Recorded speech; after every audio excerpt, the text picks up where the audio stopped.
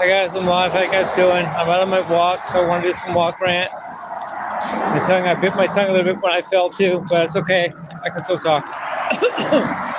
I want to rant about quantum mechanics. See, it turns out that waves can separate and still be waves, but particles can only be one thing at a time. And they shine light at two slits that allow either one of those motions to happen. The two slits allows the light to be a wave and go through both slits. But two slits also allows the wave to be a particle and go through one or the other. And what happens is that the light is none of the above, but all of the above until observed. Once observed, it becomes a particle.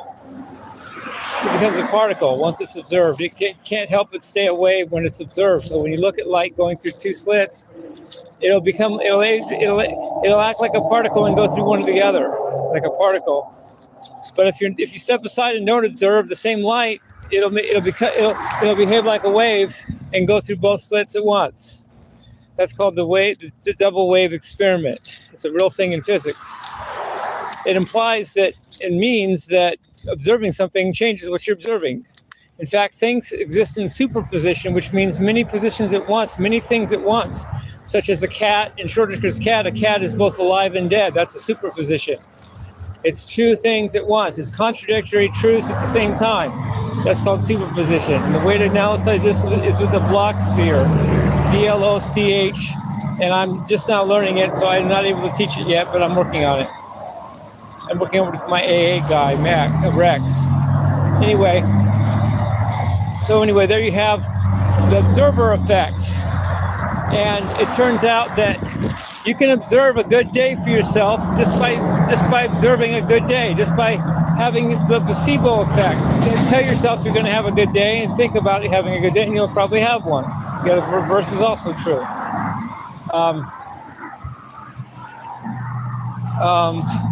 But there's a thing too. There's the delayed observer effect. This means that you let light go through the particles, the slits, and it behaves as a wave because you didn't observe it. So you see the two patterns that it went through both slits because it was a wave. But then if you later on after that, even like 5 minutes later or 10 minutes later or whatever, look at that same result, you become an observer after the fact. The light will change its response even in the future, even in the past, and it will turn out that the light had really become a particle and gone through one slit or the other, even though you observed it 5 minutes after the light initially made its choice to be a particle or wave. It's called the delayed observer effect. This could also apply to our own selves. Myself at 60 years old might decide something right now that affects me. Sure, I haven't done that yet, but he's going to do it, and he just now decided to do it. So, by the delayed observer effect, it affects me as if all things have to line up so that I will do that. And if that means going skiing in Switzerland, I'd better get ready to go to Switzerland because my future self did, and that's going to change what I do. We're affected in both directions by time. The past affects the future. The past affects the present, and the future affects the present. We're just not as comfortable with the future affecting the present, and we're not as used to it. We're not as comfortable with it, and we're not as educated about it. But none of those mean it doesn't exist, because it does. So that's cool things about physics. So, when you live, try to take each breath one at a time, enjoy it, do the best you can, and try to cultivate a thinking that will make your future self act in your best interest too, because he can change you. Now, there's several possibilities for why this is. I'm not going to go into all of them. I don't know enough to go into all of them if I wanted to. But the first, most obvious one, the most accepted one, is called the Copenhagen interpretation. This is simply what I've been saying, that when you observe something, You change this reality, and that's just that's the Copenhagen explanation. Of course, it fails. It leaves a bunch of open wounds, because how do you know what constitutes observation? What's the limit? Can a machine with a mechanical eye that recognizes it, that puts it on a computer screen, is that an observer? Or does it have to be human? Or if it doesn't have to be human, can it be cat? Or does it have to be animal and human, but not insect? What about insect? What if it has to be insect, animal, and human, but not machine? Well, who knows? And nobody knows what the line is there. Nobody knows what exactly constitutes observation. That's a new science. And worse than that, nobody knows why this happens. Nobody has a clue. We're all clueless. So there's coolness there. So anyway,